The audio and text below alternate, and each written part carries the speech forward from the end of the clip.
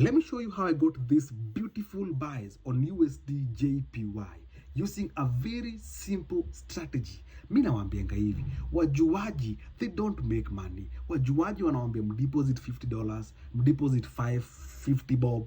Wajuaji, they don't make money. Already some of you guys already know enough about forex trading, lakini distraction na wajuaji ndio wana waste your time. Let me break down to you how this simple strategy can change your life. How you can trade with a small account, how you can pass any profit account using this small simple strategy. See, save this video, share this video on WhatsApp, repost this video, and come back to this video as many times as possible. So we start by removing everything. Okay, then go to the 4 hours time frame. I saw a point of interest which was a demand level or a source. We call them source. Okay, now from there I went to the 1 hour time frame, and remember, when the market is on a demand level, let me define these zones. When the market is on a demand level, we look for a change of a character to the upside.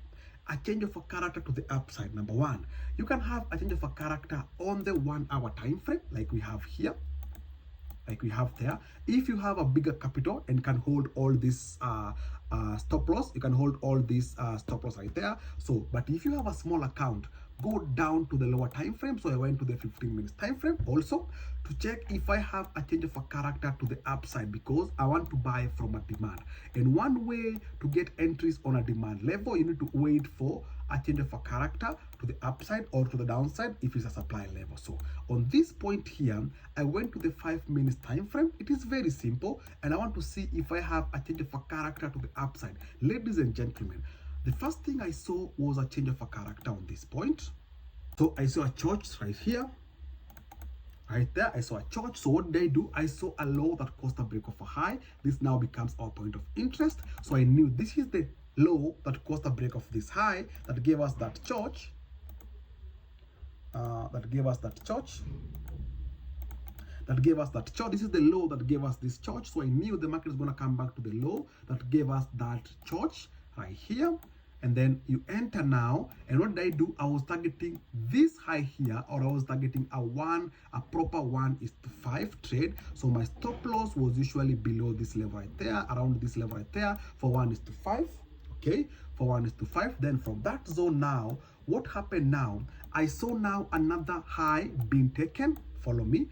I saw another high being taken. It is this high right there. So this one now formed a break of a structure. So that high gave me a break of a structure.